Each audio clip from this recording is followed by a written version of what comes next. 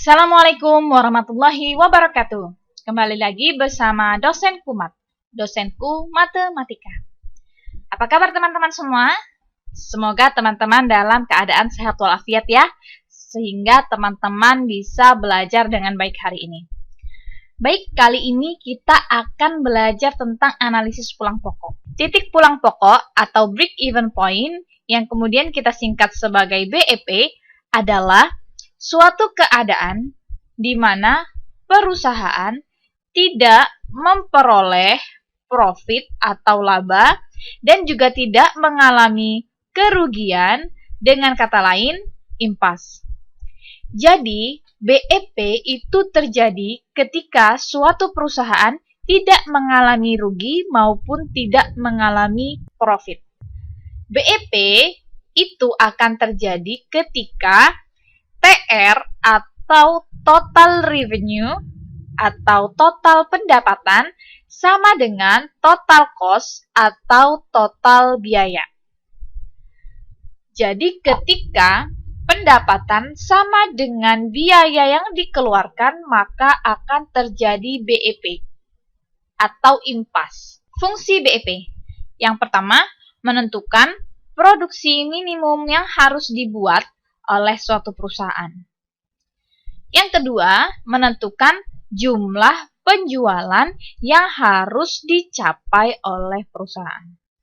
Selanjutnya, fungsi BEP juga memproyeksikan sejauh mana jumlah unit yang diproduksi dan harga penjualan agar tidak lebih kecil daripada titik impas. Untuk lebih memahami BEP, teman-teman semua harus tahu apa saja sih komponen BEP itu. Jadi, komponen BEP itu ada 3.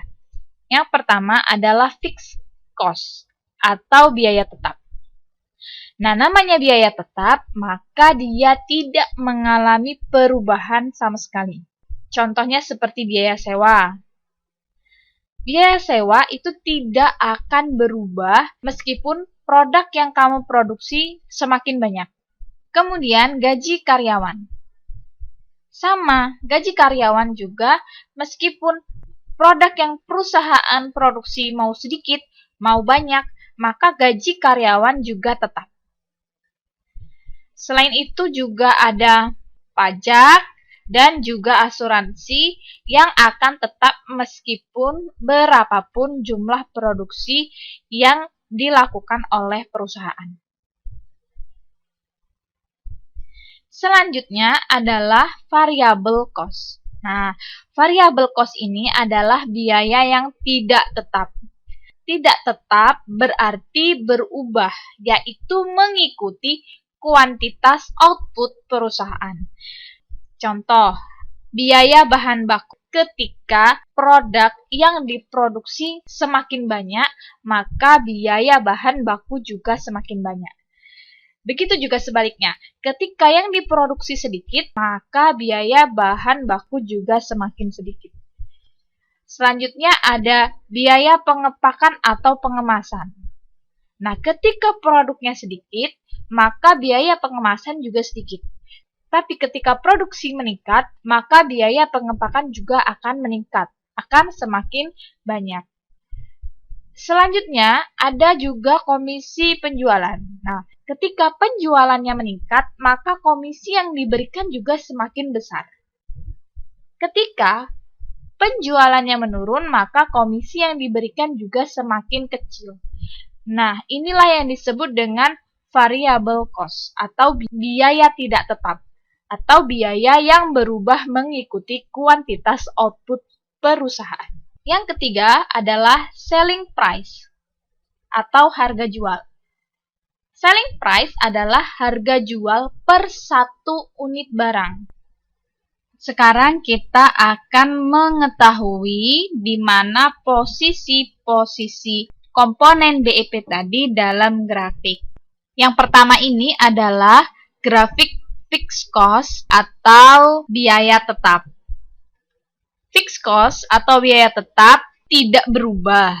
Berapapun jumlah produksi yang dihasilkan oleh perusahaan tidak mempengaruhi fixed cost. Nah, sehingga dari awal sampai akhir dia akan tetap konstan, sehingga garisnya akan lurus secara horizontal. Maka inilah yang disebut dengan fixed cost, atau bisa kita simbolkan atau lambangkan dengan FC, singkatan dari fixed F dan cost C, atau biaya tetap. Kemudian variable cost atau VC, kita singkatnya VC. Variable cost adalah hasil kali dari variabel dengan Q atau jumlah. Nah, sehingga ketika jumlahnya meningkat, maka cost-nya akan meningkat. Nah, jadi grafiknya seperti ini. Di awal tadi sudah saya sampaikan bahwa BEP itu akan terjadi ketika total cost atau TC sama dengan total revenue atau total pendapatan. Nah, sekarang kita cari total cost. Total cost itu didapat dari fixed cost atau biaya tetap ditambah dengan biaya variabel atau biaya yang berubah. Ketika kita akan memproduksi sesuatu, misalkan kita produksi baju. Nah, biaya produksi total atau total cost-nya adalah fixed cost atau biaya tetap seperti sewa gedung, gaji karyawan, dan lain-lain ditambah dengan variable cost atau biaya-biaya yang berubah seperti biaya bahan baku, biaya pengepakan, komisi, dan lain-lain. Sehingga didapat total cost atau biaya total.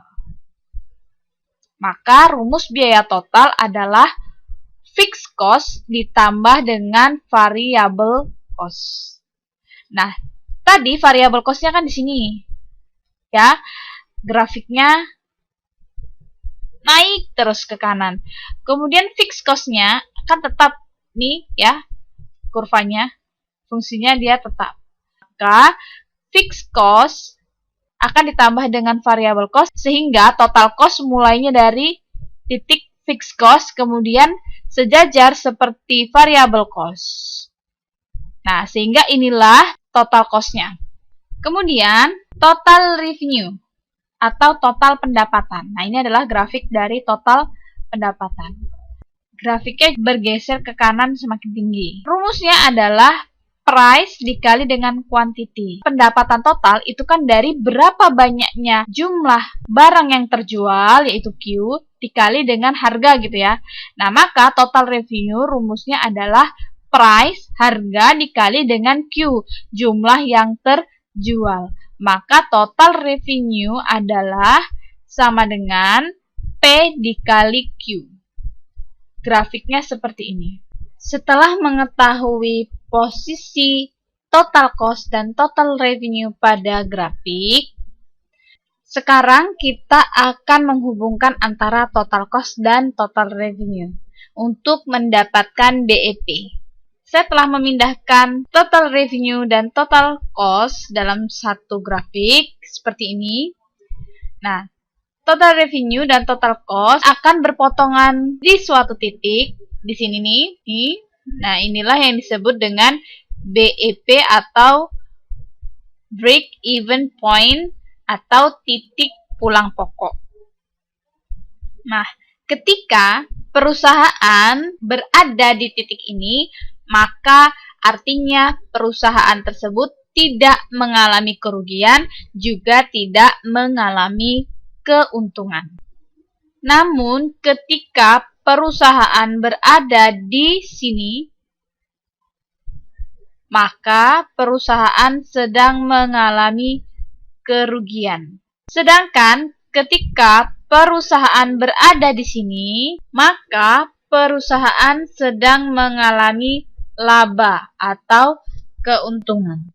Sekarang kita akan menyelesaikan masalah BEP dengan rumus. BEP itu terjadi ketika Total revenue atau total pendapatan sama dengan total cost atau biaya total. Bisa kita tuliskan kembali, TR sama dengan TC. TR atau total revenue, kita kembali lagi. Nah, ini total revenue adalah P dikali dengan Q. Kita ganti TR ini dengan P dikali Q. Nih ya. TR-nya P kali Q sama dengan TC. Nah, kita lihat kembali TC apa? TC adalah total cost nih. Total cost sama dengan fixed cost ditambah variable cost. Kita tuliskan dulu. Total cost sama dengan fixed cost ditambah dengan variable cost. PQ sama dengan fixed cost ditambah dengan variable cost. Variable cost sama dengan variable dikali Q. Variable cost-nya kita ganti dengan variable dikali Q. Kita pindah ruaskan, kita gabungkan, ini ada Q-nya, ini ada Q-nya, maka yang ini kita pindah ruaskan ke sini ya. Jadi tulis kembali P dikali Q, kemudian dikurang dengan, pindah ya, P kali Q-nya pindah ke sini. Kita tuliskan V kali Q sama dengan FC atau fixed cost. Lalu kita faktorkan, jadi Q kali P dikurang V. Sama-sama punya Q ini, nah maka Q-nya keluar, jadi ini. Kemudian, nah jadi tinggal P, ini P dikurang dengan V. Sama dengan FC. Jadi kalau ditanya Q, maka jawabannya FC dibagi dengan price dikurang variabelnya. Lalu bagaimana jika yang ditanyakan adalah total revenue-nya? Kita tulis TR sama dengan TC, TR-nya tetap, maka TC sama dengan tadi, sama fixed cost ditambah dengan variable cost.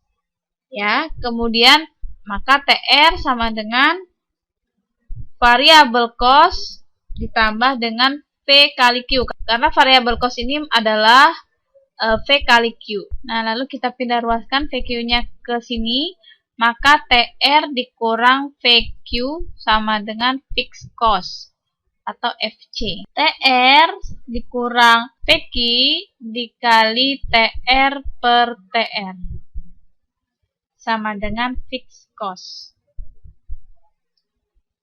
Jadi kita faktorkan, kita keluarkan TR-nya, jadi TR dikali, karena ini TR sendirian, TR-nya cuma 1, maka karena dia sudah keluar, tinggal 1, min VQ per TR. Tutup kurung sama dengan fixed cost atau FC. Lalu TR dikali 1 min VQ per TR. TR itu adalah P kali Q, maka kita ganti P kali Q sama dengan FC. Jadi ini hilang, dicoret. Jadi TR kali 1 dikurang V per P sama dengan FC. Kita lanjutkan di sini ya. Maka TR sama dengan FC dibagi, nah ini 1 min P-nya kita pindahin ruas, jadi 1 dikurang V per P.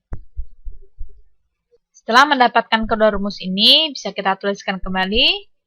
Q sama dengan FC per P dikurang V, atau quantity sama dengan fixed cost dibagi dengan P dikurang variabel. Sedangkan TR atau total revenue sama dengan fixed cost dibagi dengan 1 dikurang variabel dibagi P atau price. Kita langsung saja ke contoh soal biar teman-teman lebih paham ya. Suatu perusahaan menghasilkan produknya dengan biaya variabel per unit Rp4.000 dan harga jualnya per unit adalah Rp12.000. Manajemen menetapkan bahwa biaya tetap dari operasinya sebesar Rp2 juta.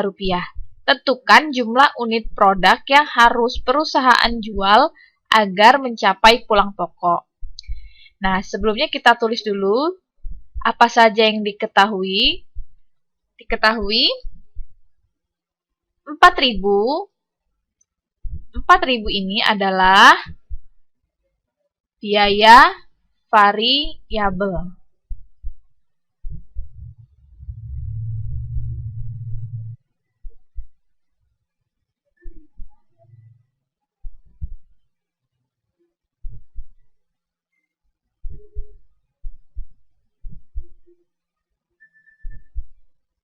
V sama dengan 4.000. Kemudian 12.000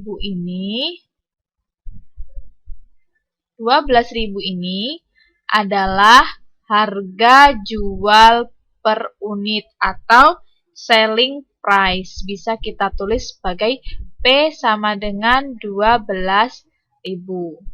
Kemudian yang selanjutnya Rp2 juta ini adalah biaya tetap atau fixed cost.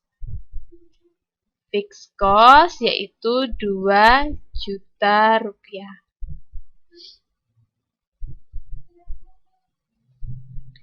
Kemudian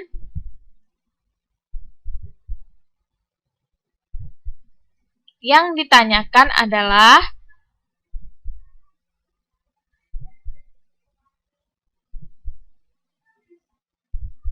jumlah unit produk yang harus dijual oleh perusahaan agar mencapai pulang pokok.